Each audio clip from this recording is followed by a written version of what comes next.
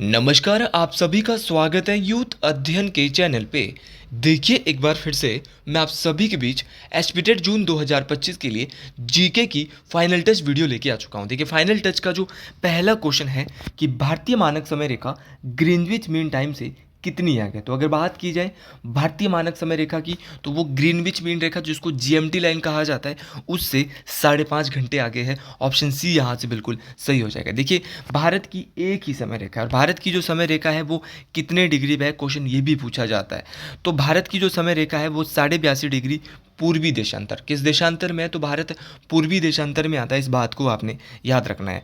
अब क्वेश्चन पूछने वाला यहाँ से कई बार देशांतर से रिलेटेड क्वेश्चन भी पूछ लेता है। अच्छा, भारत का समय 5.5 घंटे आगे चल रहा है। अब भारत की जो मानक समय रेखा है जिसको आप कहते हैं इंडियन स्टैंडर्ड टाइम आईएसटी, ये भारत के कितने राज्यों से गुजरती है, क्वेश्चन ये पूछा जाता है। तो अगर बात करें आईएसटी लाइन की, तो ये भारत के 5 राज्यों से, कितने राज्यों से, 5 राज्य। अब कभी कभार ये राज्य भी जो है वो परीक्षा में पूछ लिए जाते हैं और ये वीडियो आपके लिए बहुत महत्वपूर्ण होने वाली है, इसीलिए आप इस वीडियो को बिल्कुल पूरा देखिएगा।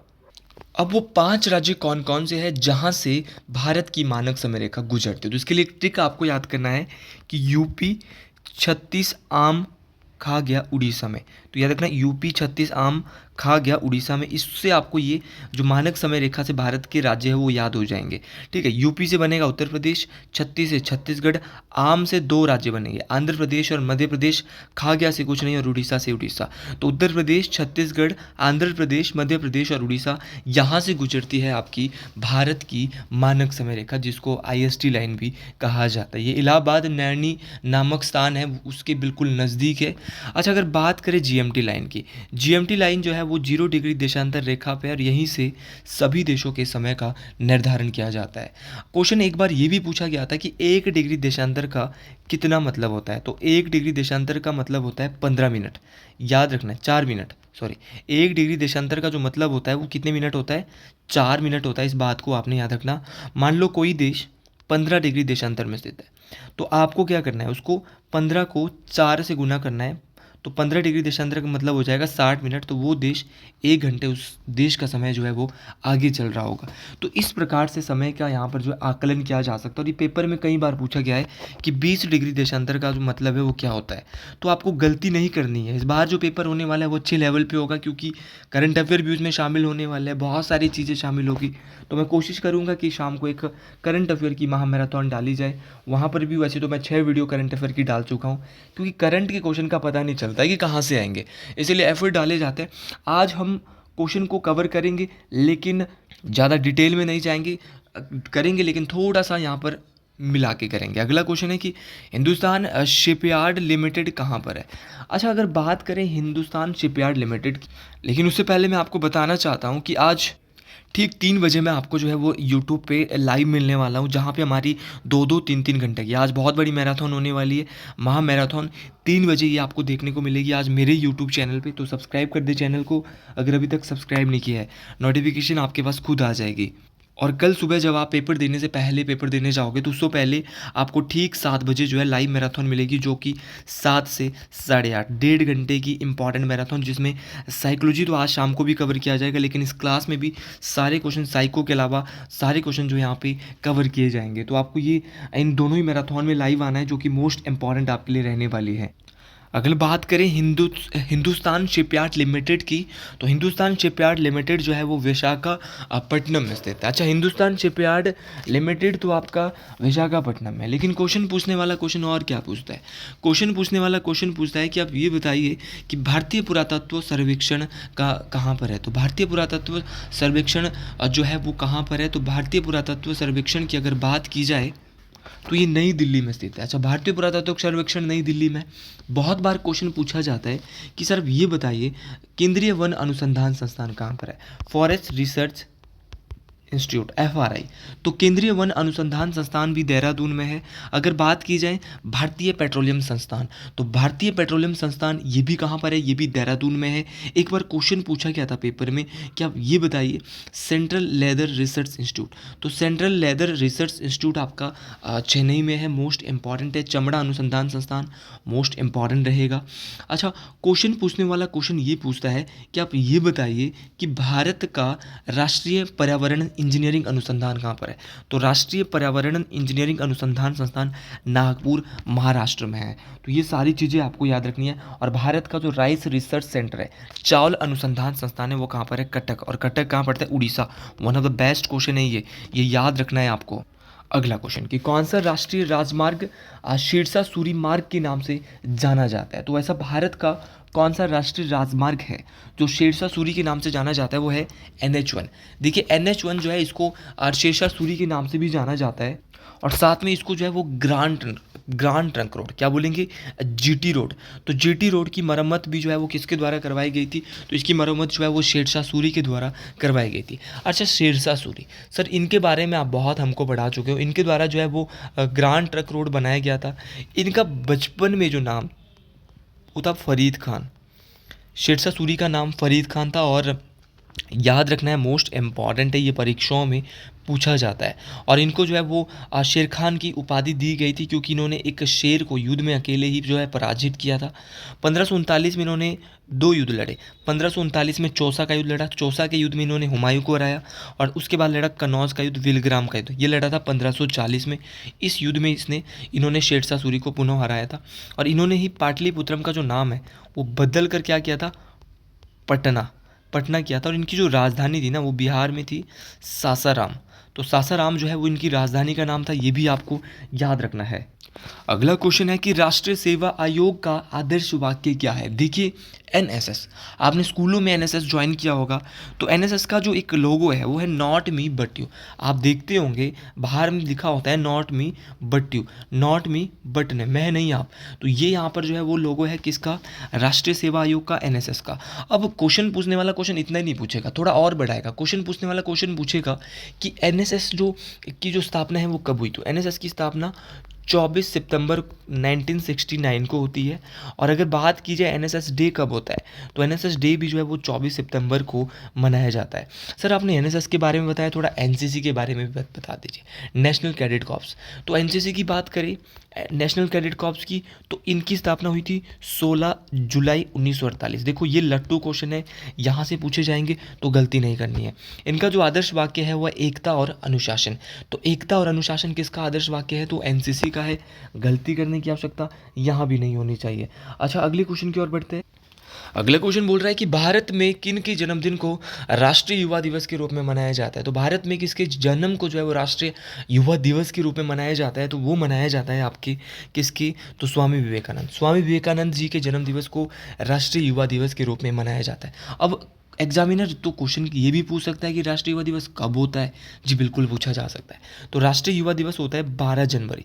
गलती करने की आवश्यकता बिल्कुल नहीं होनी चाहिए कि 12 जनवरी को राष्ट्रीय युवा दिवस मनाया जाता है। अब क्वेश्चन पूछने वाला क्वेश्चन और क्या पूछेगा?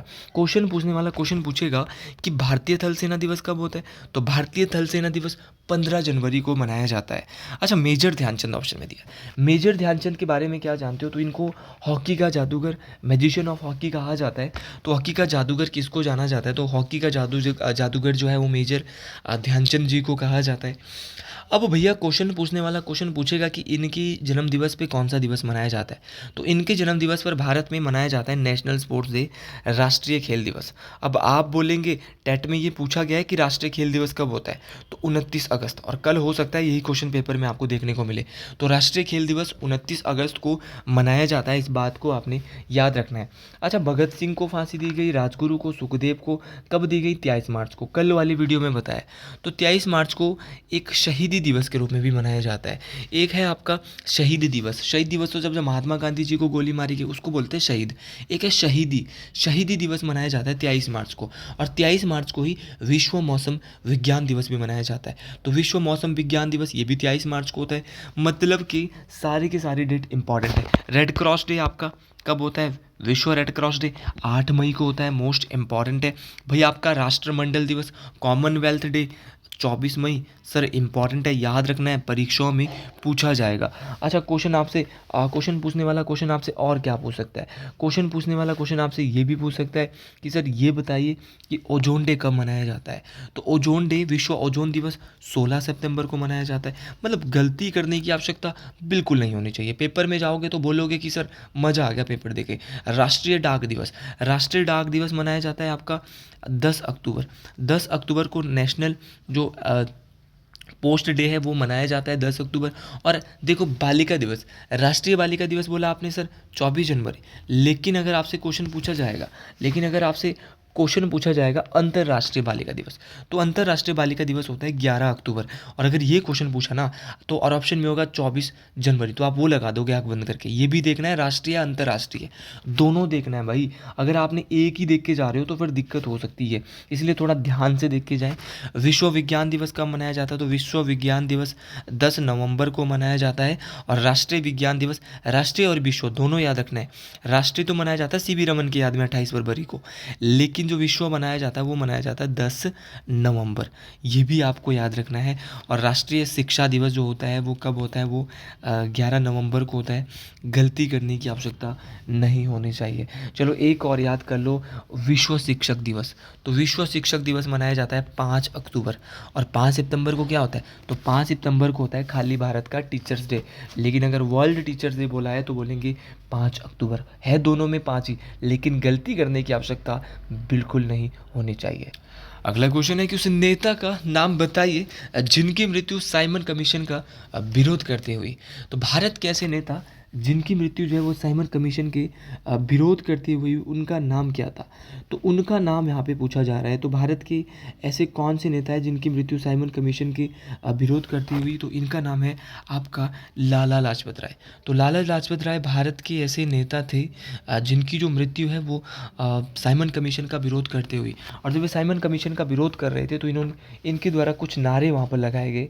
और जब इन पे लाठियाँ बरसाई गई थी अंग्रेज़ों के द्वारा, तो इन्होंने एक नारा बोला, और ये बहुत बार टेट में पूछा गया है कि मेरे सर पर लाठी का एक एक प्रहार अंग्रेजी शासन के ताबूत की कील साबित होगा। तो इस बात को आपने याद रखना है कि इन्होंने क्या बोला कि मेरे सर पर जो है वो लाठी का जो एक एक प्रहार है वो अंग्रेजी साम्राज्य की ताबूत की कील साबित होगा। इस बात को आपने याद रखना है। ये मोस्ट इम्पॉर्टेंट बात है, ये परीक्षाओं में आने वाली बात है। ये क्वेश्चन जो है वो बार बार पूछा गया है कि मेरे सर पर लाठी का एक एक प्रहार अंग्रेजी साम्राज्य की ताबूत की कील साबित होगा, ये किसने बोला? तो आपको ये पता होना चाहिए कि ये जो शब्द बोले गए हैं वो बोले गए सर लाला लाजपत राय के द्वारा। अच्छा, लाला लाजपत राय ने साइमन कमीशन, आपको ये भी पता होना चाहिए साइमन कमीशन भारत कब आया? सर साइमन कमीशन की बात करें तो साइमन कमीशन, और ये कहाँ से जो है वो लीड कर रहे थे, विद्रोह कर रहे थे, इसका विरोध करे तो लाहौर से। तो लाहौर से विद्रोह कर रहे थे लाला लाजपत राय। साइमन कमीशन की नियुक्ति तो 8 नवंबर 1927 को हुई थी गठन, लेकिन ये भारत जो आया था वो थोड़ा लेट आया था। भारत ये जो आया था वो आया था 3 फरवरी, भारत में इसका आगमन हुआ था 3 फरवरी 1928। तो भारत में आगमन भी पूछा जाता है। साइमन कमीशन में कितने सदस्य थे? तो साइमन कमीशन में 7 सदस्य थे, जिनमें एक भी भारतीय नहीं था। और साइमन कमीशन की जो अध्यक्षता कर रहे थे वो कर रहे थे सर जॉन साइमन। अच्छा, ऑप्शन में नाम दिया गया है लाल बाल पाल। लाल बाल पाल बोले तो बिपिन चंद्र पाल, बाल गंगाधर तिलक और लाला लाजपत राय, ये विद्रोही नेता थे, गरम दल के नेता थे लाल बाल पाल। इस बात को आपने याद रखना है। गोपाल कृष्ण गोखले महात्मा गांधी के राजनीतिक गुरु और सर्वेंट्स ऑफ सोसाइटी, इनके द्वारा जो है वो बनाया गया था 1905 में। मोस्ट इम्पॉर्टेंट है। ये सारे के सारे क्वेश्चन देखो परीक्षाओं में पूछे जाते हैं, तो ये सारी आपको याद रखने हैं। लाला लाजपत राय के द्वारा एक नारा वापस भी दिया था, साइमन कमीशन गो बैक का नारा भी इनके द्वारा किया गया था। बाल गंगाधर तिलक ने एक नारा दिया था कि स्वराज हमारा जन्मसिद्ध अधिकार है। अगर ये क्वेश्चन टेट में पूछा गया तो फिर गलती करने की आवश्यकता बिल्कुल भी नहीं होनी चाहिए कि स्वराज हमारा जन्मसिद्ध अधिकार है, ये नारा किसके द्वारा दिया गया, तो गलती करने की आवश्यकता नहीं होनी चाहिए। तो बोलेंगे सर बाल गंगाधर तिलक के द्वारा ये नारा दिया गया कि स्वराज हमारा जन्मसिद्ध अधिकार है। अगला क्वेश्चन है कि भारत ने प्रथम बार ओलंपिक खेलों में हिस्सा कब लिया? देखिए, भारत की बात करें तो भारत ने पहली बार जो है वो ओलंपिक खेलों में जो हिस्सा लिया था वो 1900 के आसपास ले लिया था। लेकिन आधिकारिक रूप से अगर मैं बात करूं तो भारत की ओर से इसमें सबसे पहले कौन गया था? तो भारत की ओर से ओलंपिक में भाग लेने वाले पहले एंग्लो इंडियन, मतलब कि अंग्रेज भी थे और भारतीय भी थे, एंग्लो इंडियन थे। तो आपको याद रखना है, पहले ओलंपिक खेलों में भाग लेने वाले पहले भारतीय थे नॉर्मन प्रिजार्ड। क्या नाम था? नॉर्मन प्रिजार्ड। तो नॉर्मन प्रिजार्ड का नाम आप जरूर याद रखेंगे, परीक्षाओं में पूछा जाता है। अच्छा, ओलंपिक खेलों को टीवी पर सबसे पहले कब दिखाया जाता है? तो टीवी पर ओलंपिक खेलों को सबसे पहले 1960 में दिखाया जाता है। ये भी मोस्ट इम्पॉर्टेंट है। अच्छा, जो सबसे इम्पॉर्टेंट जो इम्पॉर्टेंट बात है कि ओलंपिक में भाग लेने वाली प्रथम महिला खिलाड़ी, तो इनका नाम है मैरी लीला राव। तो मैरी लीला राव के द्वारा ओलंपिक खेलों में सबसे पहले भाग लिया गया था। इस बात को आपने याद रखना, ये भी मोस्ट इम्पॉर्टेंट बात है। अच्छा, कुछ और क्वेश्चन कि ओलंपिक खेलों की शुरुआत कब से हुई? तो सबसे पहले तो ओलंपिक की शुरुआत होती है। ओलंपिक की शुरुआत होती है ओलंपिया शहर से। 77 प्राचीन ओलंपिक की शुरुआत 776 ईस्वी में। अगर तो ये क्वेश्चन आएगा तो ग्रीक देवता ज्यूस के सम्मान में ये पहली बार जो है वो हुए थे ओलंपिक। लेकिन जो आधुनिक ओलंपिक की शुरुआत है वो 1896 में हुई है। इस बात को आपने याद रखना है। अब क्वेश्चन पूछने वाला क्वेश्चन आपसे क्या पूछेगा? क्वेश्चन पूछने वाला क्वेश्चन आपसे पूछ सकता है कि सर आप ये बताइए कि जो आपका ओलंपिक खेल है वो कितने वर्ष बाद आयोजित किया जाता है? तो अभी 2024 में हुआ, 2028 में अब होगा।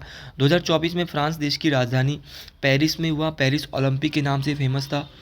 और पेरिस ओलंपिक से टेट परीक्षाओं में एक आध क्वेश्चन पूछे जाने के कहीं ना कहीं चांस है, क्योंकि ये हो सकता है कि यहाँ से क्वेश्चन पूछा जाए। तो पेरिस ओलंपिक जो है वो 4 वर्ष के अंतराल के बाद होता है। और 2028 में कहाँ होगा? ये जेबीटी एंट्रांस में क्वेश्चन पूछा था। तो ज़रूर आप जल्दी से जल्दी कमेंट बॉक्स में बताएं कि 2028 में ओलंपिक कहाँ होने वाला है। अच्छा, 2024 के ओलंपिक की बात करते हैं। और आपको याद रखना है कि जो अंतर्राष्ट्रीय ओलंपिक समिति है, जो कि ओलंपिक की जो कमेटी है, उसकी पहली भारतीय महिला सदस्य जो बनी है वो भारत से ही बनी है, नीता अंबानी। तो नीता अंबानी जो है वो भारत की ओलंपिक समिति की पहली महिला सदस्य बनी है। अच्छा, 2024 में जो भाग हुआ था, मतलब ओलंपिक खेल हुआ था, उसमें टोटल खेल कितने थे? 32 खेल थे। और कितने एथलीटों ने भाग लिया था? तो 10,500 एथलीट खिलाड़ियों ने भाग लिया था पेरिस ओलंपिक 2024 में। और इसमें जो सर्वप्रथम में जो रहा था वो आपका यूएसए जो है सबसे टॉप पे रहा था। इस बात को आपने याद रखना है, मोस्ट इंपॉर्टेंट है। क्वेश्चन पूछा जा सकता है कि पेरिस ओलंपिक में जो भारत से जो है वो ध्वजारोहक कौन थे उद्घाटन समारोह में? तो उद्घाटन में जो झंडा फहराया था वो फहराया था पीवी सिंधु और शरद कमल। पीवी सिंधु और शरद कमल। और समापन समारोह में फहराया था मनु भाकर। एक ही ओलंपिक में भारत के लिए 2 मेडल लाने वाली भारतीय मनु भाकर। और इनका दूसरे दिन के साथ पी आर श्रीजेश। तो पी आर श्रीजेश और मनु भाकर, ये दोनों की दोनों जो है इनको क्या मिला था? इनको जो है वो याद रखना है, ये समापन समारोह में थे। मनु भाकर शूटिंग खेल से संबंधित है और पी आर श्रीजेश हॉकी की गेम खेलते हैं। उसी प्रकार अगर बात करें आपके पीवी सिंधु बैडमिंटन की खिलाड़ी है, शरद कमल टेबल टेनिस के खिलाड़ी है। भारत ने कितने पदक जीते? सर भारत ने अगर तो बात करें नॉर्मल ओलंपिक में, तो ओलंपिक में जीते भारत ने कितने? याद रखना है, ओलंपिक में जीते भारत ने 6 पदक। 6 पदकों में 2 तो जीते अकेले किसने? मनु भाकर ने।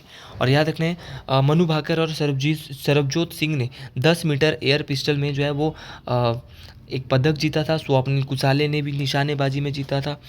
हॉकी की टीम ने कांस्य पदक जीता था। लेकिन नीरज चोपड़ा एकमात्र जिन्होंने भारत के लिए सिल्वर मेडल, रजत पदक, कौन सी गेम खेलते हैं? भाला फेंक, भारोत्तोलन, ये खेलते हैं। मोस्ट इंपॉर्टेंट है। तो चलिए जी आगे बढ़ते हैं अगले क्वेश्चन की ओर। अगला क्वेश्चन इससे इम्पॉर्टेंट रहने वाला है कि भारतीय संविधान की किस अनुसूची में मान्यता प्राप्त भाषाओं की सूची शामिल है? तो भारतीय संविधान की ऐसी कौन सी अनुसूची है जहां पर मान्यता प्राप्त भाषाएं दी गई है? तो 8वीं अनुसूची। तो 8वीं अनुसूची में भाषाओं का उल्लेख किया गया। अच्छा, क्वेश्चन पूछने वाला क्वेश्चन पूछ सकता है कि जब संविधान बना था तो संविधान में कुल भाषाएं 14 थी, लेकिन वर्तमान में 8वीं अनुसूची में 22 भाषा हो चुकी है, मतलब कि 8 भाषाएं बाद में जुड़ी है। सबसे पहले जो 15वीं भाषा पूछा जा सकता है कि 8वीं अनुसूची में 15वीं भाषा कौन सी जोड़ी गई? तो वो जोड़ी गई थी सिंधी जोड़ी गई। कौन सा संविधान संशोधन? 21वां संविधान संशोधन 1967। आपका बस रिवीजन हो रहा है यहाँ पे। और उसके बाद जोड़ी गई 16, 17, 18 3 भाषाएं इकट्ठी, जिसके लिए जोड़ी गई थी 71वां संविधान संशोधन 1992, 93। और जो ये जोड़ी गई थी इसके लिए ट्रिक है नमक से बोलेंगे नेपाली, मणिपुरी और कोंकणी। तो नेपाली, मणिपुरी और कोंकणी, ये 3 भाषाएं जो है भारतीय संविधान में एक साथ जोड़ी जाती है। इस बात को आपने याद रखना है। और उसके बाद आपको याद रखना है BDMS।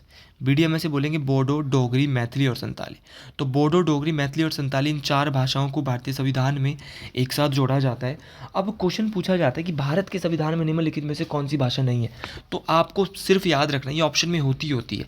आप सोचते कि तो भाई इस भाषाओं में होगी, भोजपुरी और अंग्रेजी भारत के संविधान के में नहीं है।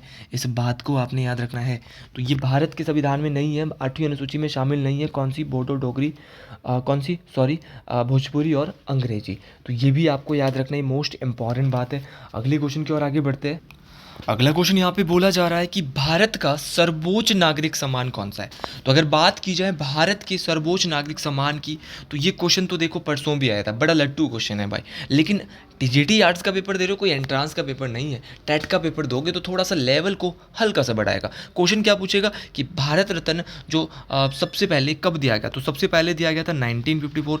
कितने लोगों को मिला था? तो 3 लोगों को मिला था। अब 3 लोग कौन कौन थे? तो ये मिला था C राजगोपालाचारी, जो कि भारत के पहले स्वतंत्र भारत के पहले governor general C Rajagopalachari, doctor Sarvepalli Radhakrishna, और इनके साथ मिला था CV रमन।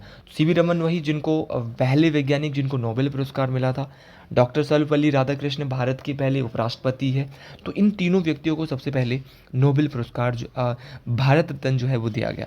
लेकिन आपसे क्वेश्चन ये भी पूछा जा सकता है कि भारत रत्न पाने वाली पहली महिला, तो भारत रत्न पाने वाली पहली महिला, भारत की पहली महिला प्रधानमंत्री इंदिरा गांधी। पहली क्या? एकमात्र, क्योंकि भारत में प्रधानमंत्री एक ही बनी है, वो बनी है इंदिरा गांधी जी बनी है।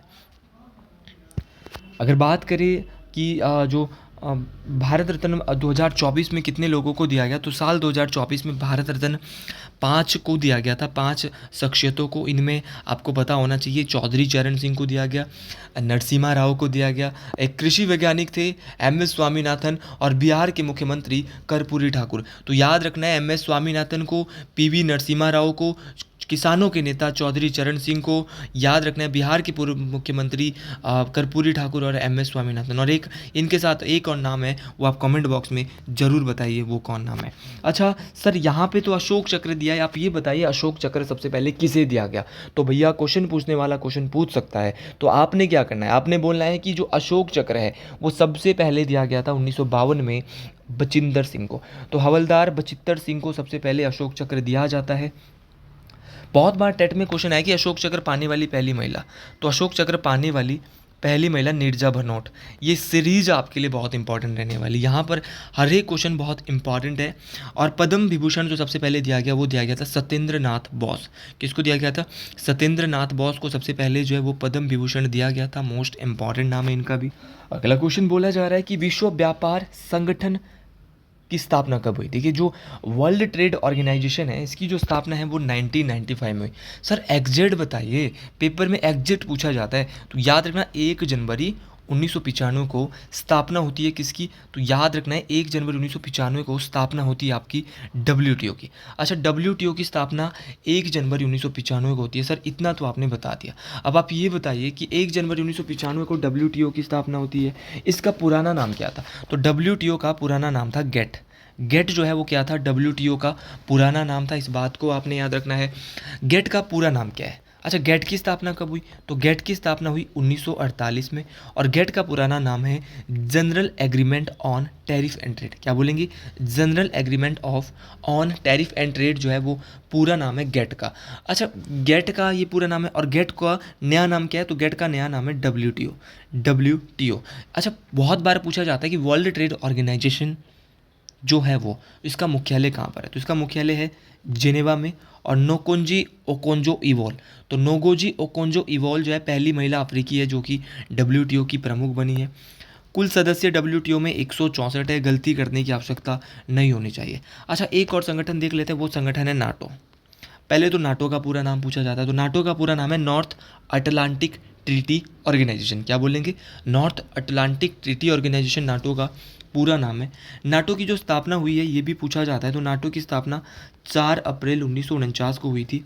ये आपको याद रखना है। नाटो का हेडक्वार्टर बहुत बार पूछा जाता है, तो ब्रुसेल्स बेल्जियम। बेल्जियम देश की राजधानी ब्रुसेल्स में क्या है, तो बेल्जियम देश की राजधानी ब्रुसेल्स में जो है वो नाटो का हेडक्वार्टर है।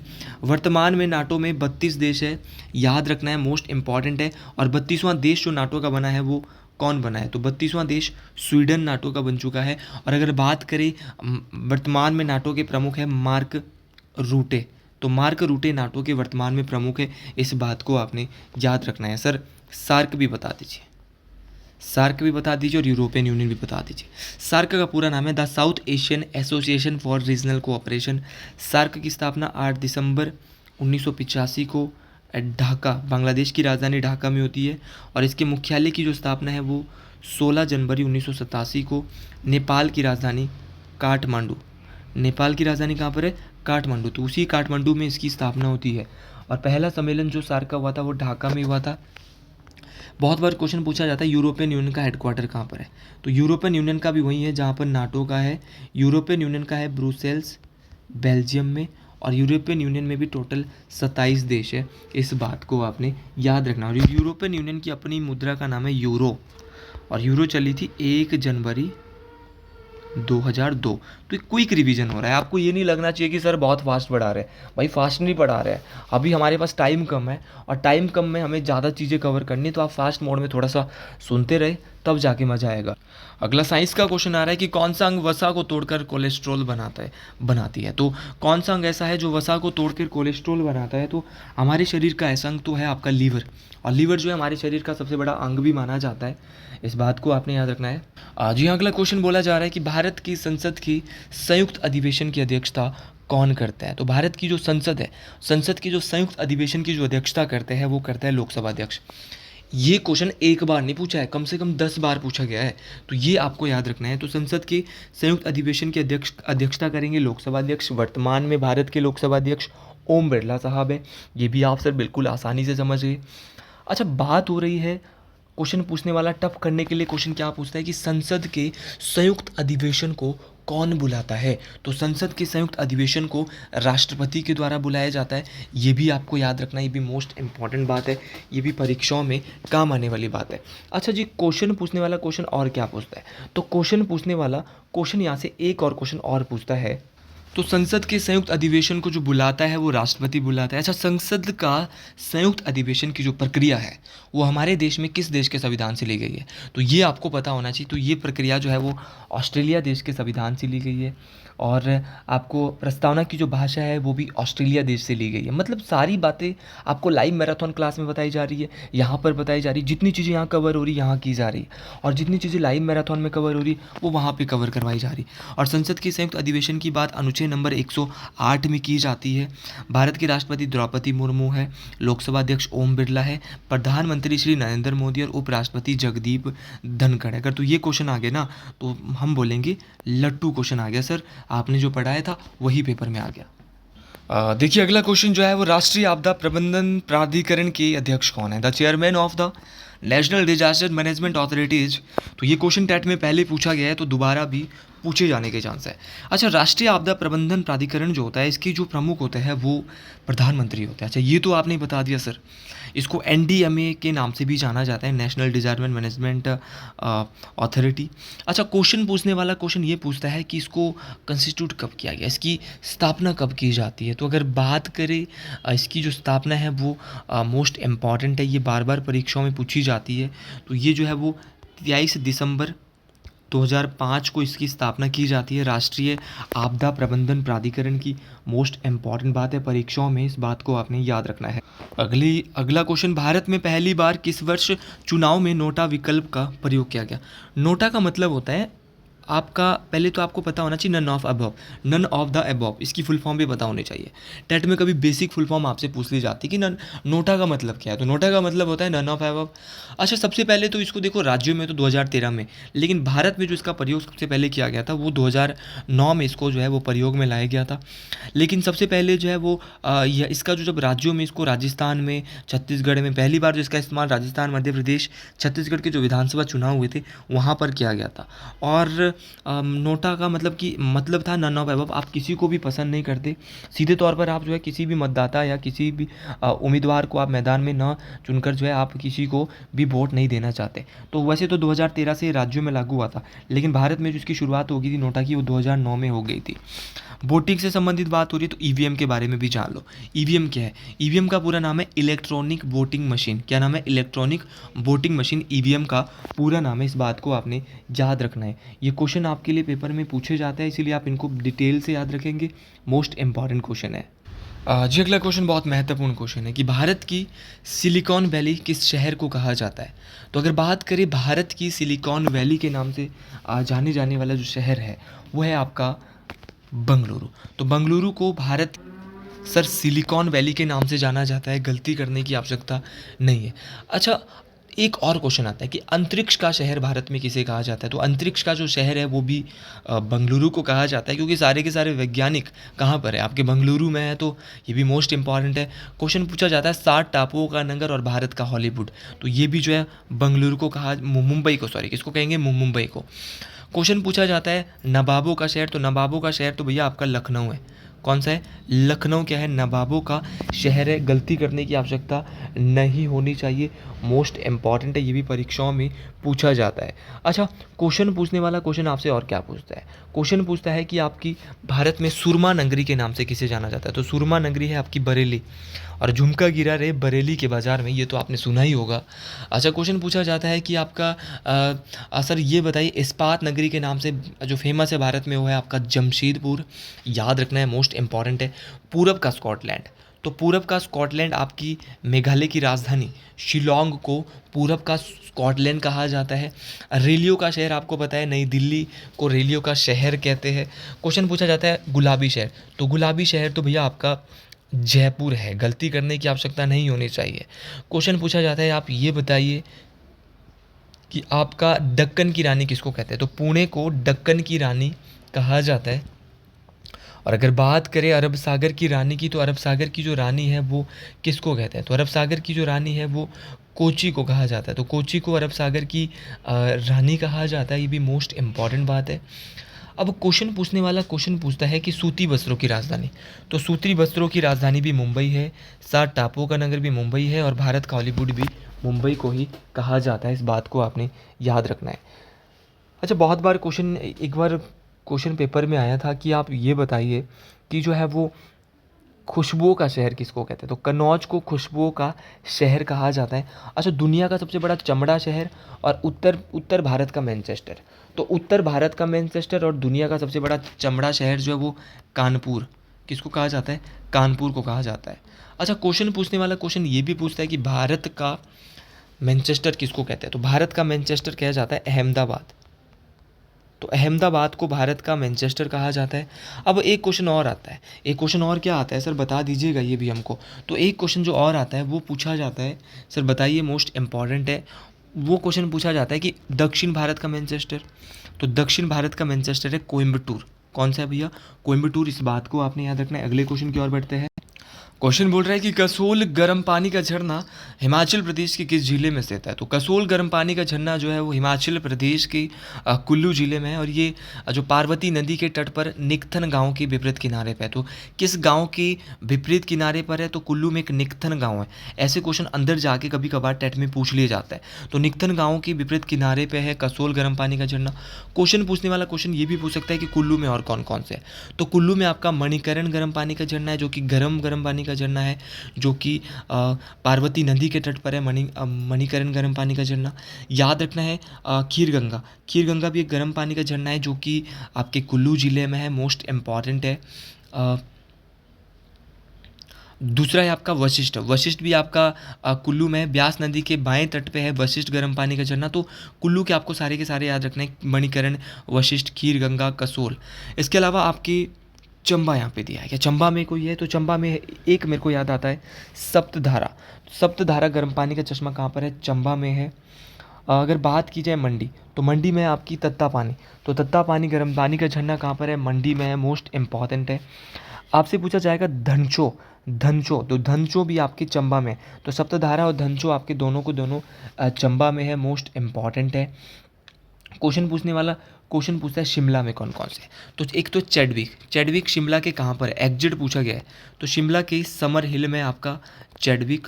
और अगर बात की जाए आपकी चैडविक के अलावा आपका ज्यूरी, तो ज्यूरी जो है वो शिमला के रामपुर में है। ज्यूरी एक गर्म पानी का झरना है, ये भी आपको याद रखना है, मोस्ट इंपॉर्टेंट है। ये सारे के सारे क्वेश्चन देखो परीक्षाओं में आपसे कभी भी पूछे जा सकते हैं। तत्तापानी आपको पता है कि मंडी में है सर। एक है लुनानी गर्म पानी का झरना, ये भी ठंडे पानी का है, लेकिन लुनानी कहाँ पर है, कैप्टन कोलमैन के द्वारा इसको खोजा गया था। ये कहाँ पड़ता है, कांगड़ा में। तो कैप्टन कोलमैन ने कौन सा खोजा, तो याद रखना लुनानी ठंडे पानी का झरना यहाँ पे खोजा था, मोस्ट इम्पॉर्टेंट है। सुलह की बात करें तो सुलह भी एक ठंडे पानी का चश्मा है, मोस्ट इम्पॉर्टेंट है। ये कहाँ पर है, ये भी परीक्षाओं में पूछा जाता है। तो ये सारे क्वेश्चन मोस्ट इम्पॉर्टेंट है। कोपरा जो है वो नदौन के पास एक ठंडे पानी का झरना है। अगले क्वेश्चन की बात करते हैं कि आपका नवाई देवी मंदिर हिमाचल प्रदेश में कहाँ पर स्थित है। तो नवाई देवी मंदिर की बात करें तो नवाई देवी मंदिर जो है वो मंडी में जो है वो सरका घाट के नज़दीक है। तो ऑप्शन बी बिल्कुल सही हो जाएगा। तो मंडी में सरका घाट जो कस्बा है उसके नज़दीक है मंडी जिले के नवाई देवी मंदिर। अच्छा, मंडी में कौन कौन से मंदिर है, एक तो नवाई देवी मंदिर है, इसके अलावा आपका कामाक्षा देवी मंदिर मंडी के करसोग में है। कामाक्षा देवी मंदिर मंडी में ही माधोराय मंदिर है। माधोराय मंदिर जो भगवान कृष्ण को समर्पित है, ये भी मंडी में है। श्यामा काली मंदिर जिसको टारना देवी मंदिर के नाम से भी जाना जाता है, जो कि मंडी के राजा श्यामसेन के द्वारा बनाया गया था, ये भी मंडी में है। शिकारी देवी मंदिर आपको पता ही होगा, शिकारी देवी वन्यजीव अभयारण्य, शिकारी देवी चोटी, शिकारी देवी मंदिर सभी के सभी मंडी में है। और भूतनाथ मंदिर जो कि मंडी के राजा किसके द्वारा, अजवर सेन के द्वारा बनाया गया था शिखर शैली में, ये भी मोस्ट इम्पॉर्टेंट है। पराशर मंदिर जो कि बाणसेन के द्वारा बनाया गया पराशर मंदिर, ये भी मंडी में है, 1346 में बनाया पराशर मंदिर को। एक है मगरू महादेव, देखो मगरू महादेव मंदिर, ये भी मंडी में है। और एक दूसरा है पंचवक्त्र जो कि राजा सिद्धसेन के द्वारा बनाया गया पंचवक्त्र मंदिर। तो सारे के सारे क्वेश्चन आपको याद रखने, ये सारे के सारे क्वेश्चन परीक्षाओं में पूछे जा सकते हैं। अगला क्वेश्चन है कि नरसिंह टिब्बा हिमाचल प्रदेश के किस जिले में स्थित है। तो नरसिंह टिब्बा हिमाचल प्रदेश के चंबा जिले में स्थित है। सर ऑप्शन डी बिल्कुल सही हो जाएगा। अच्छा, नरसिंह टिब्बा तो चंबा में है, चंबा के अलावा और कौन कौन से नरसिंह टिब्बा के अलावा यहाँ पे, तो अगर कल के लिए क्वेश्चन पूछा जाएगा कि गौरी देवी का टिब्बा कहाँ है, तो बोलेंगे सर चंबा में है। अरे क्वेश्चन पूछा जाएगा तामसर चोटी कहाँ पे, तो तामसर भी चंबा में है। पीर पंजाल कहाँ पे, तो पीर पंजाल तो सबसे ऊंची चोटियाँ हैं चंबा जिले की। क्वेश्चन पूछा जाएगा कैलाश चोटी, तो कैलाश चोटी है चंबा में, लेकिन अगर किन्नर कैलाश आएगा तो कहाँ पर है, तो किन्नर आगे आ रहा है तो किन्नर सोच लो किन्नौर में होगी। और अगर आ रहा है बराकंडा, तो बराकंडा चोटी भी आपके चंबा में है। सर किन्नौर की भी बता दीजिए, फाइनल टच है। तो किन्नौर की सबसे ऊंची चोटी है शिला, जो कि पूरे हिमाचल प्रदेश की भी सबसे ऊंची चोटी है, जिसकी ऊंचाई 7026 या 7025 मीटर के आसपास है। अच्छा, किन्नौर और हिमाचल की सबसे ऊंची चोटी है शिला, लेकिन और कौन कौन सी चोटी है भाई किन्नौर में, तो किन्नौर में आपकी रौलदौंग चोटी है, गुशु चोटी है, पीशू चोटी है, जोर कादेन चोटी है, शिपकी चोटी है, लियो फर्ग्यूल चोटी है, गुशु और पीशू है। तो लियो फर्ग्यूल हो गया, गुशु हो गया, पीशू हो गया, जोर कांदेन हो गया, शिपकी हो गया, फावारांग हो गया। ये चोटी कहाँ पर है, किन्नौर में। अच्छा, कुल्लू में कौन कौन सी है, तो कुल्लू में आपकी कुल्लू की सबसे ऊंची चोटी की बात करें तो डिब्बी बोकरी कुल्लू की सबसे ऊंची चोटी है, इसकी हाइट 6400 मीटर के आसपास है कुल्लू में। इसके अलावा आपकी सांच चोटी है, आपकी पतालसू चोटी है, आपकी पीन पार्वती चोटी कुल्लू में आती। इंद्र किला बहुत बार पूछा गया, और अगर इस बार पूछा गया तो आप गलती बिल्कुल नहीं करेंगे कि इंद्र किला कहाँ पे है, तो इंद्र किला आपकी कुल्लू में है। इंद्र किला के अलावा श्रीखंड पीक कुल्लू में है, मेवा कुंदिनो ये भी कुल्लू में है, दियो टिब्बा ये भी कुल्लू में है, सोलंग पीक कुल्लू में है, इंद्रासन पीक कुल्लू में है, और घोरातन तनु पीक ये भी कहाँ पर है, कुल्लू में। तो ये सारी की सारी कुल्लू की चोटी आपको याद रखनी है, मोस्ट इंपॉर्टेंट है, ये भी परीक्षाओं में पूछी जाती है। अच्छा, मंडी की सबसे ऊँची चोटी की बात करें तो नागरू मंडी की सबसे ऊँची चोटी, हाइट कितनी है, 4400 मीटर है। डिब्बी बोकरी की हाइट कितनी है, 6400 मीटर है। याद रखना, एक छक्का और एक चौका कहाँ पे लगता है, डिब्बी बोकरी में, कुल्लू में लगता है डिब्बी बोकरी में, और मंडी में जो है एक 2 चौके लगते हैं और 2 डॉट बोले जाते हैं, इसलिए 4400 मीटर यहाँ की हाइट है मंडी की। अगला क्वेश्चन है कि निक्का चित्रकार किस रियासत के दरबार से जुड़ा हुआ था। तो निक्का जो चित्रकार है वो गुलेर रियासत से जुड़ा हुआ था। ये निक्का चित्रकार मोस्ट इम्पॉर्टेंट है, गुलेर रियासत। ये क्वेश्चन परीक्षाओं में आपसे जिलेवार इतिहास में पूछ सकता है कि जो ये गुलेर रियासत से जो जुड़ा था निक्का चित्रकार, ये मोस्ट इम्पॉर्टेंट है या नहीं है। जी बिल्कुल इम्पॉर्टेंट है। गुलेर रियासत परीक्षाओं के लिए इम्पॉर्टेंट है, गुलेर रियासत से क्वेश्चन परीक्षा में बन सकते हैं। अच्छा, गुलेर रियासत की बात करें, निक्का जुड़ा हुआ था, गुलेर रियासत की स्थापना किसके द्वारा? कल के लिए क्वेश्चन ये भी आ सकता है। तो हरिचंद ने गुलेर रियासत की स्थापना 1405 ईस्वी में की थी। पढ़ा रखा है जी, आपको बहुत अच्छे से पढ़ा रखा है, मोस्ट इम्पॉर्टेंट है। क्वेश्चन पूछने वाला क्वेश्चन ये भी पूछ सकता है कि गुलेर एक किसकी भाग था? तो गुलेर जो है वो कांगड़ा से ही अलग होके एक अलग रियासत बनी थी। गुलेर रियासत मोस्ट इम्पॉर्टेंट है, ये परीक्षाओं में ये भी पूछी जा सकती है। अच्छा, गुलेर के ऐसे राजा जिन्होंने अमर सिंह थापा का साथ दिया था कांगड़ा के राजा संसार चंद पर अटैक करने के लिए, तो वो थे गुलेर के राजा भूप सिंह। कौन थे? भूप सिंह। तो भूप सिंह का नाम आपको ज़रूर याद रखना है, भूप सिंह भी मोस्ट इम्पॉर्टेंट है और परीक्षाओं में पूछा जाता है। अच्छा, गुलेर के ऐसे राजा जिनको शाहजहाँ ने खुश होकर क्या दिया था? शेर ए अफ़गान का नाम दिया था। तो शेर ए अफ़गान का जो नाम दिया था वो दिया था गुलेर के राजा मान सिंह। गुलेर के राजा मान सिंह, ये भी आपको याद रखना है, मोस्ट इम्पॉर्टेंट है।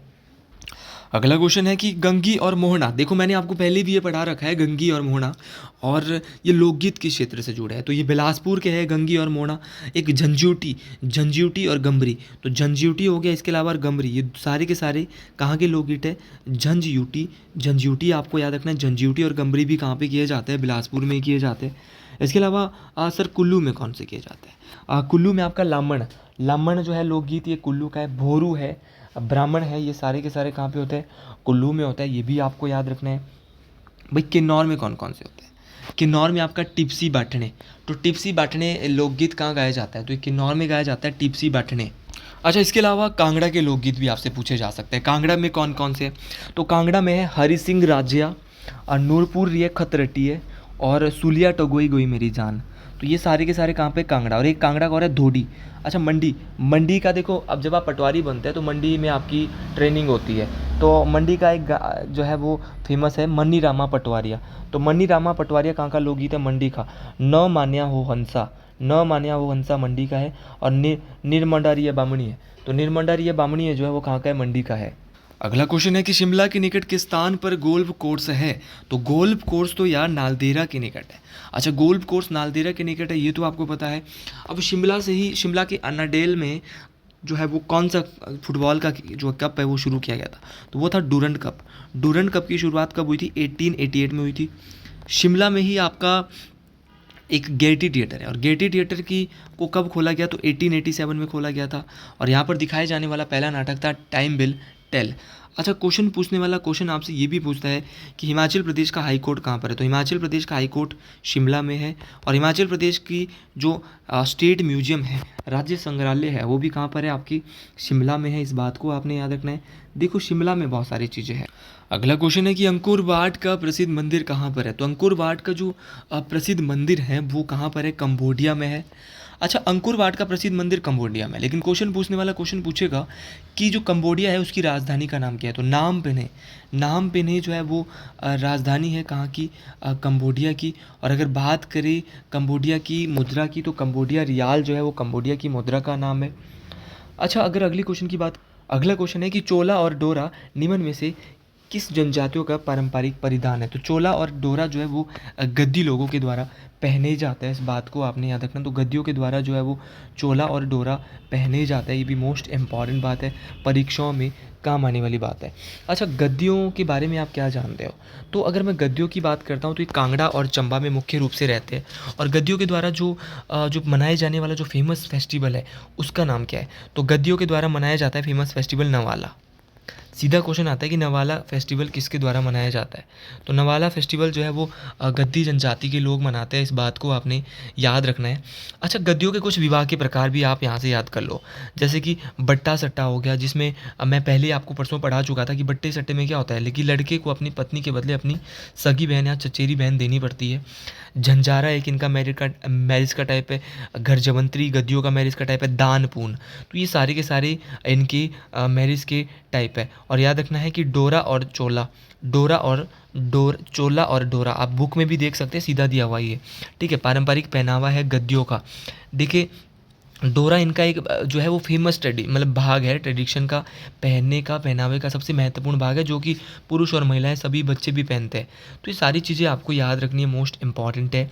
और देखिए क्वेश्चन एक बार पूछा गया था कि जो गद्दी होता है, गद्दी, उनके सर पर जो ढकने के लिए जो गद्दनें होती है महिलाएं, वो क्या पहनती है? वो चादरू पहनती है। क्या पहनती है? चादरू। ये भी आपको याद रखना है, ऐसे क्वेश्चन कभी पूछ लेते हैं। अच्छा क्वेश्चन सर यहाँ पे आपका स्वांगला दिया है। स्वांगला की बात करें तो स्वांगला अभी हिमाचल प्रदेश की चंद्रा और पट्टन घाटी में पाई जाती है। चंद्रभागा के साथ साथ पट्टन घाटी में पाई जाती है। और देखिए अगर बात करें स्वांगला की, तो स्वांगला जो है वो, अगर इनकी बात करें तो इनके द्वारा दो भाषाएं बोली जाती है। ये दो भाषाएं, दो प्रकार की भाषा बोलते हैं। एक तो मनछंद भाषा, तो किस जनजाति के द्वारा? हिमाचल की मनछंद, मनछंद। और दूसरी भाषा है आपकी चिनाली। तो मनछंद और चिनाली भाषा स्वांगला जनजाति के ही लोग इनके द्वारा बोली जाती है। अच्छा अगर बात करें आपकी इनके विवाह संस्कार, तो रुस्ता ब्याह हो गया, कुआं ब्याह हो गया, माजमी ब्याह हो गया, आपके तदुस्त वागजी हो गया। तो तदुस्त वागजी तलाक का प्रकार है एक स्वांगलाओं का। तो ये सारी चीज़ें, रुस्ता ब्याह, कुआं ब्याह, ये तो आपको याद रखना है। रुस्ता ब्याह होता है जब लड़का लड़की से प्रेम होता है और वो शादी कर लेते हैं, और कुआं ब्याह होता है जब ज़बरदस्ती जो है स्वांगलाओं में ये अपने मित्रों के साथ ज़बरदस्ती लड़की को उठा ले जाता है। अच्छा और क्वेश्चन पूछा जाता है कि जब पहली बार बच्चे को अनाज दिया जाता है स्वांगला में, तो उसको बोलते हैं अन्नप्रसन्ना। क्या बोलते हैं? अन्नप्रसन्ना। तो ये भी आपको याद रखना है। उसी प्रकार आपकी एक जनजाति है खम्पा। खम्पा जनजाति की बात करें तो खम्पा जनजाति जो है आपकी कहाँ पाई जाती है? तो खम्पा जनजाति आपके तिब्बत की प्रवासी जनजाति मानी जाती है, जो कि चंबा, कुल्लू और लाहौल स्पीति के कुछ कुछ भागों में बसे हुए हैं। अच्छा खम्पा की बात करें तो इन्हें बौद्ध या तिब्बती भी कुछ भागों में कहा जाता है, खम्पा जनजाति के लोगों को। और इनकी जो पारंपरिक लिपि होती है ना खम्पाओं की, वो तिब्बती होती है। इनके विवाह संस्कार में आपका फक्तुम, तो फक्तुम जो है वो इनका विवाह एक मध्यस्थ विवाह है, फक्तुम जिसको कहते हैं। इसके अलावा तिमधेलु, तिमधेलु भी एक इनका विवाह का प्रकार है, ये भी आपको याद रखना है। अगला क्वेश्चन है कि हिमाचल की अजंता के नाम से किसे जाना जाता है? तो हिमाचल की अजंता के नाम से ताबो मठ को जाना जाता है। अब ताबो मठ कहाँ पर है? ताबो मठ हिमाचल प्रदेश की स्पीति में है, इस बात को आपने याद रखना है। अगर बात करें ताबो मठ की, तो ताबो मठ को जो है वो कब बसाया गया था? तो ताबो मठ की बात करें तो इसको 996 एडी में बनाया गया था। इसको हिमाचल का अजंता कहा जाता है। अब कल के लिए क्वेश्चन आएगा हिमाचल का एलोरा किसको कहा जाता है? सर हिमाचल के एलोरे की बात करें तो हिमाचल का एलोरा जो है वो मसरूर रॉकेट टेम्पल को कहा जाता है। इस बात को आपने याद रखना कि हिमाचल का एलोरा किसको कहा जाता है? तो मसरूर रॉकेट टेम्पल को हिमाचल का एलोरा कहा जाता है। लेकिन क्वेश्चन पूछने वाला क्वेश्चन और क्या क्या पूछता है? क्वेश्चन पूछने वाला क्वेश्चन यहाँ से ये भी पूछता है कि आप ये बताइए कि हिमाचल में जो है वो ये आपका जो है वो रिवर ऑफ सॉरो किसको कहते हैं? तो दुख की दरिया। तो दुख की दरिया जो है किस नदी को कहते हैं? तो स्वान नदी को दुख की दरिया कहते हैं। इस बात को आपने याद रखना है, मोस्ट इंपॉर्टेंट है। अच्छा क्वेश्चन पूछा जाता है आपका कि वैली ऑफ गॉड्स, तो वैली ऑफ गॉड्स जो है वो कुल्लू घाटी को कहा जाता है, ये भी बहुत इंपॉर्टेंट है। क्वेश्चन पूछा जाता है valley of honey and milk, तो valley of honey and milk Chamba घाटी को कहा जाता है, भी मोस्ट इम्पॉर्टेंट है। मिनी लहासा के नाम से आपका धर्मशाला को जाना जाता है। लैंड ऑफ 84 टेम्पल्स आप सब लोग जानते हैं, भरमौर को कहा जाता है। हिमाचल की वाराणसी और छोटी काशी मंडी को कहा जाता है, इस बात को आपने याद रखना है। महात्मा गांधी ने सर्वप्रथम कहाँ पर सत्याग्रह किया? तो भारत में जो है वो, भारत की बात हो रही है तो भारत में सर्वप्रथम 1917 में इन्होंने चंपारण सत्याग्रह किया था, इस बात को आपने याद रखना है, मोस्ट इम्पॉर्टेंट है। तो चंपारण सत्याग्रह गांधी जी का भारत में पहला सत्याग्रह था। लेकिन क्वेश्चन पूछा जाता है कि पहली बार गांधी जी के द्वारा सत्याग्रह कहाँ किया गया? तो सत्याग्रह जो इन्होंने पहली बार किया था वो 1893 में साउथ अफ्रीका या दक्षिण अफ्रीका में पहली बार सत्याग्रह इनके द्वारा किया गया था, इस बात को आपने याद रखना है। लेकिन क्वेश्चन पूछा जाता है कि ये तो इन्होंने पहली बार किया था, लेकिन क्वेश्चन ये पूछा जाता है कि अहमदाबाद सत्याग्रह कब हुआ? तो अहमदाबाद मील मजदूर आंदोलन इनका 1918 का आंदोलन है, ये भी मोस्ट इम्पॉर्टेंट है। प्लेग बोनस को लेकर इसके लिए इन्होंने भूख हड़ताल की। इसके बाद इनका खेड़ा सत्याग्रह ऑप्शन में दिया है, ये भी 1918 की ही बात है, मोस्ट इम्पॉर्टेंट है। उसके बाद आपका बहुत सारे यहाँ पर जो है वो थे। अच्छा क्वेश्चन पूछा जाता है कि नाइटहुड की उपाधि जो है वो किसको मिली? तो रविंद्रनाथ टैगोर को अंग्रेजों ने नाइटहुड की उपाधि दी, लेकिन जलियांवाला बाग हत्याकांड के बाद ये नाइटहुड की उपाधि उन्होंने वापस लौटाई थी। गांधी जी की बात करें तो गांधी जी को मिली थी केसर-ए-हिंद की उपाधि। और केसर-ए-हिंद की उपाधि जो है वो जलियांवाला बाग हत्याकांड के बाद गांधी जी ने अब अंग्रेज़ों को वापस लौटाई थी। तो ये क्वेश्चन भी आपको याद रखना। देखो क्वेश्चन बहुत सारे हैं और बहुत सारे क्वेश्चन को कवर करना है, तो फिर चीज़ों को ज़्यादा और तेज़ी से पढ़ना होगा। अगला क्वेश्चन है कि शिक्षा संविधान की किस सूची का विषय है? तो शिक्षा जो है वो समवर्ती सूची का विषय है। देखो संघ सूची, राज्य सूची और समवर्ती सूची। 7वीं अनुसूची में मेरी लाइव मैराथन वीडियो वहाँ पर बहुत डिटेल से समझाया है, कौन किस में आएगा देख ले जल्दी से वहाँ पे जाके। तो समवर्ती सूची में आता है शिक्षा, इस बात को आपने याद रखना।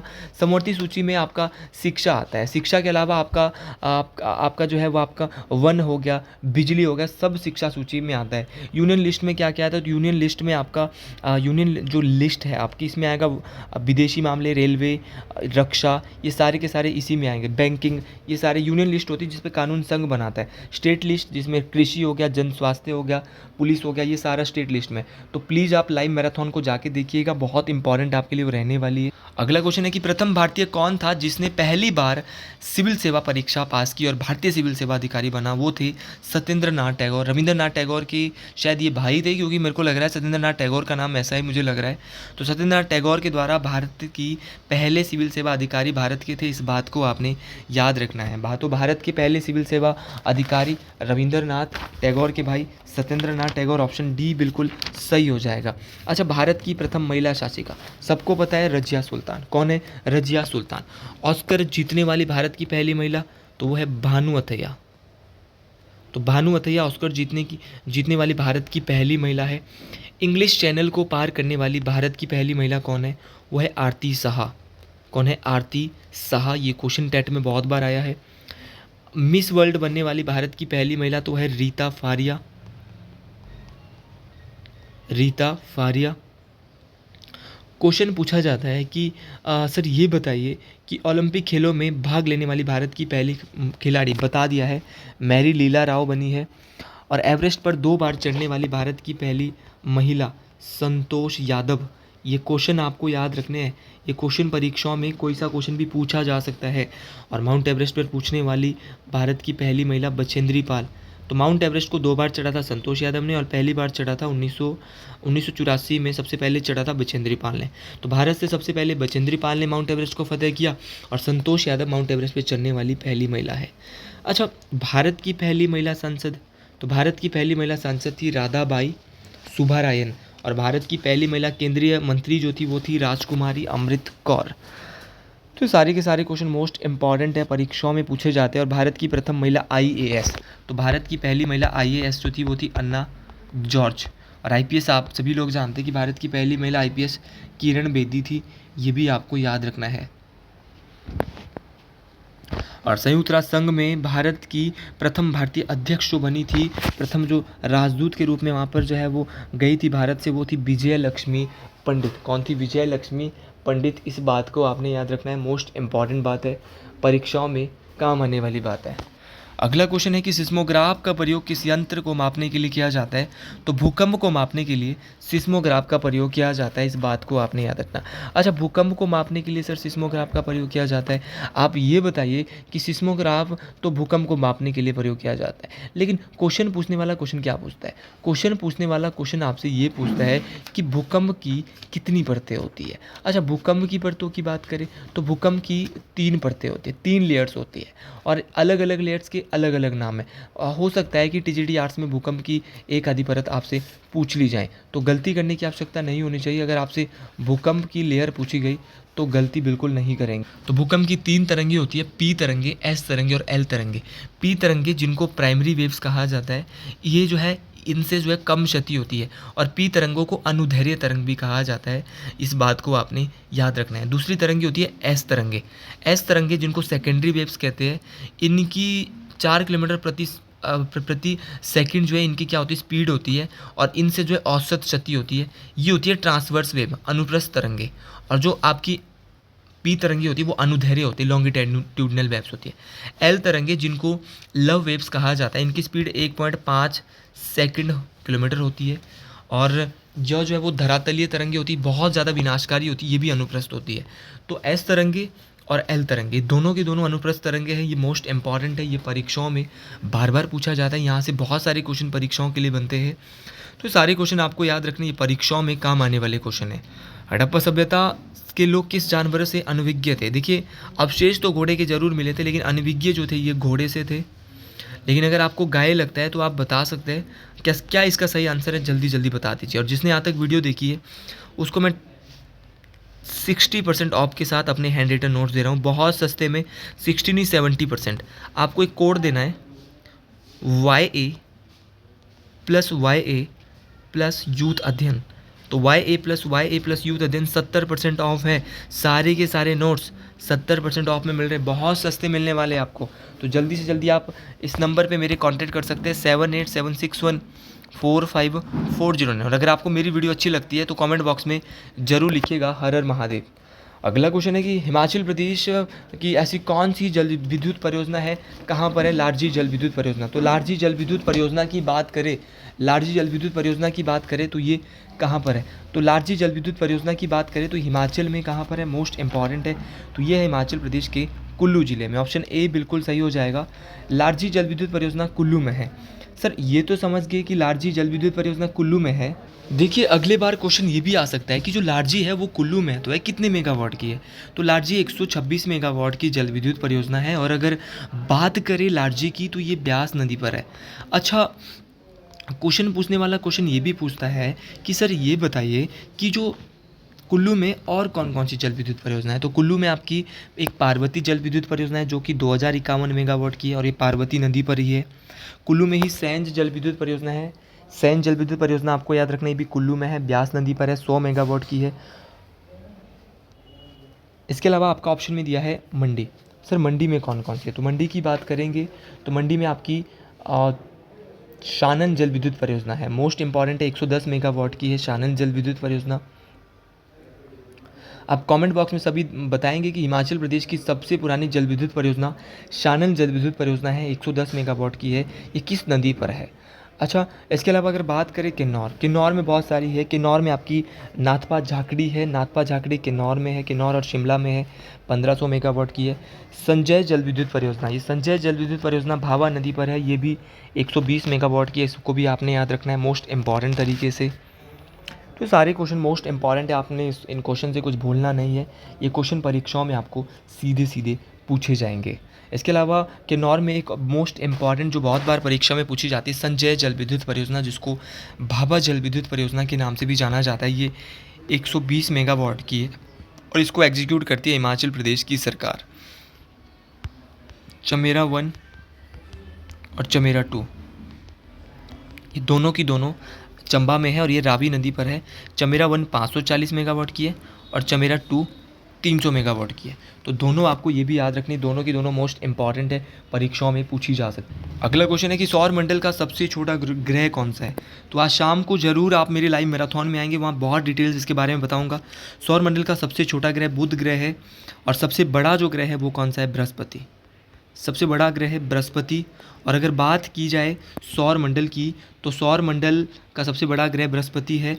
और अगर बात की जाए सबसे गर्म और सबसे चमकीला ग्रह वो शुक्र है, लाल ग्रह के नाम से मंगल को जाना जाता है। तो लाइव मैराथन में ज़रूर आइएगा, वहाँ पर आपको डिटेल से हर एक चीज़ कराने वाला हूँ। तो महात्मा बुद्ध ने पहली बार अपना उपदेश कहाँ दिया? तो महात्मा बुद्ध ने अपना उपदेश सारनाथ में दिया था पहली बार।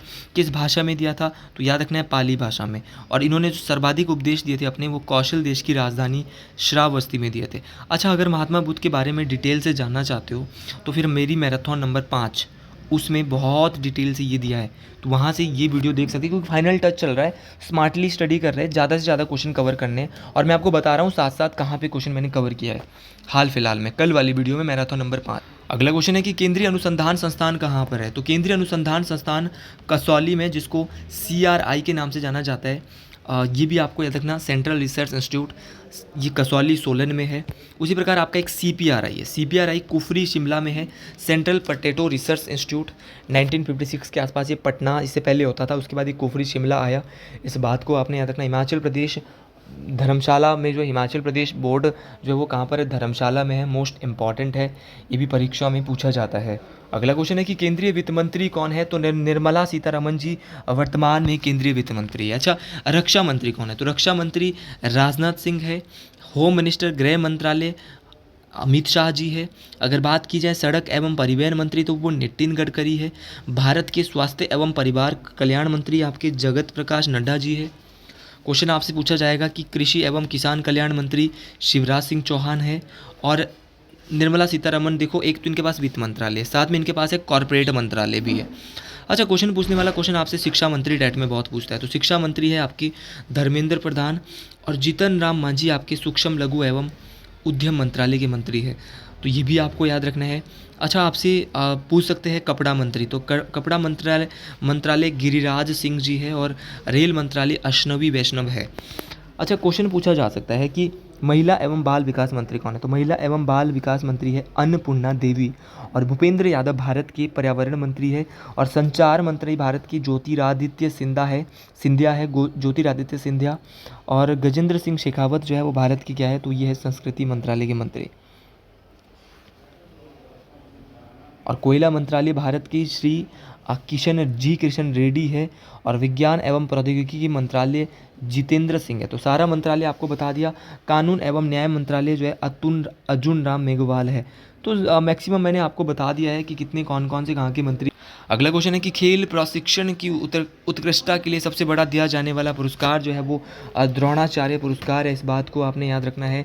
द्रोणाचार्य पुरस्कार मोस्ट इम्पॉर्टेंट है, परीक्षाओं में ये पूछा जा सकता है। तो ये खेल के लिए सबसे बड़ा दिया जाने वाला पुरस्कार है, मतलब कि खेल जो शिक्षक होते हैं ना, जो ये कोच वगैरह होते हैं, उनके लिए द्रोणाचार्य पुरस्कार का आरंभ 1985 में हुआ। और इसके तहत 15 लाख रुपए, कितने रुपए दिए जाते हैं, 15 लाख रुपए ये खेल प्रशिक्षकों को दिया जाता है, जो कोच होते हैं उनको दिया जाता है। अगला क्वेश्चन है निम्नलिखित में से कौन सी धातु नहीं है, तो निम्नलिखित में से कौन सी धातु नहीं है, तो देखो शीशा एक धातु नहीं है, इस बात को आपने याद रखना है। हिमाचल प्रदेश में कितनी राज्यसभा की सीट है, तो हिमाचल में 3 राज्यसभा की है, 4 लोकसभा की है। याद रखना है 3 राज्यसभा की है, 4 लोकसभा की। और संसद की टोटल कितनी है, 7 सीटें, इस बात को आपने याद रखना है, मोस्ट इंपॉर्टेंट है। विधानसभा की 68 सीटें हैं, जिसमें से 20 आरक्षित है, 17 SC की है और 3 ST की है, गलती नहीं करना।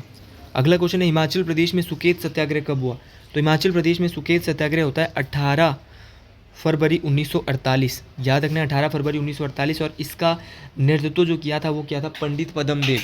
और सुकेत रियासत की आपको पता है स्थापना किसने की, मैं आपको बता चुका हूँ। और सुकेत मंडी की ही एक शाखा थी। सुकेत रियासत के जो अंतिम राजा थे वो थे आपके राजा लक्ष्मण सेन, इस बात को आपने याद रखना है, मोस्ट इंपॉर्टेंट है। और सुकेत को 15 अप्रैल 1948 को मंडी में मिलाकर इसको मंडी जिला बनाया गया। सारी बातें इंपॉर्टेंट है। लेडी ऑफ केलोंग क्या है, तो लेडी ऑफ केलोंग एक ग्लेशियर है। सर लेडी ऑफ केलोंग एक ग्लेशियर है जो कि बहुत इंपॉर्टेंट है, परीक्षाओं में अगर पूछा जाएगा तो हम गलती बिल्कुल नहीं करेंगे। फाइनल टेस्ट वीडियोस बना रहे हो आप और गलती करेंगे तो फिर कल हमको ज़रूर आप पेपर में याद आओगे।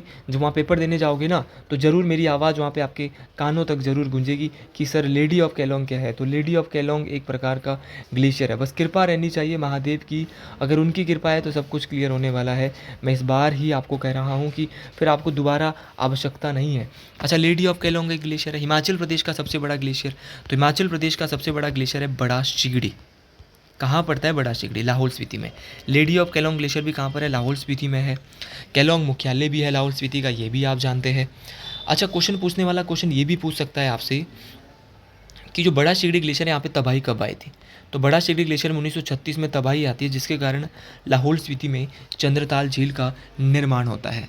उसी प्रकार आपके लाहौल स्पीति की बात करूँ तो लाहौल स्पीति में आपका भागा ग्लेशियर है, चंद्रा ग्लेशियर है, आपका गेफांग ग्लेशियर है, कुल्टी है, मिलांग ग्लेशियर है, ये सारे के सारे, और सोना पानी ग्लेशियर, ये सारे के सारे लाहौल स्पीति में मोस्ट इंपॉर्टेंट है, परीक्षाओं में बार बार पूछे जाते हैं।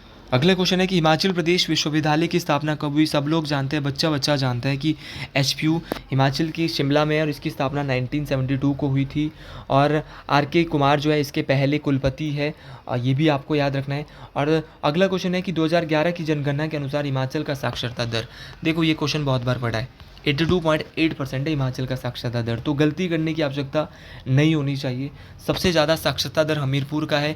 देखो यार डिटेल से पढ़ लिया है हर मैराथन में इन दोनों क्वेश्चन को, तो ज़्यादा पढ़ने की आवश्यकता नहीं, आंसर जानते हैं बस।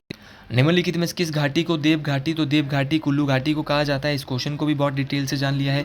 महाभारत के अनुसार 1400 ईस्वी में कटोच राजवंश के राजतंत्र की स्थापना की थी किसने? सुशर्मा चंद्र ने, ये भी आपको याद रखना है। अगला क्वेश्चन है कि अडाईदीन का झोपड़ा कहाँ है? तो अडाईदीन की झोपड़े की बात करूँ तो अडाईदीन का झोपड़ा अजमेर राजस्थान में है। ये एक मस्जिद है, पहले ये संस्कृत विद्यालय हुआ करता था और इसको मोहम्मद गौरी के द्वारा बनाया गया है और इसका निर्माण जो है कुतुबुद्दीन ऐबक ने करवाया था, जो कि मोहम्मद गौरी के गवर्नर थे। तो कुतुबुद्दीन ऐबक ने अडाईदीन झोपड़े का निर्माण करवाया। इस बात को आपने याद रखना है, पूछा जा सकता है।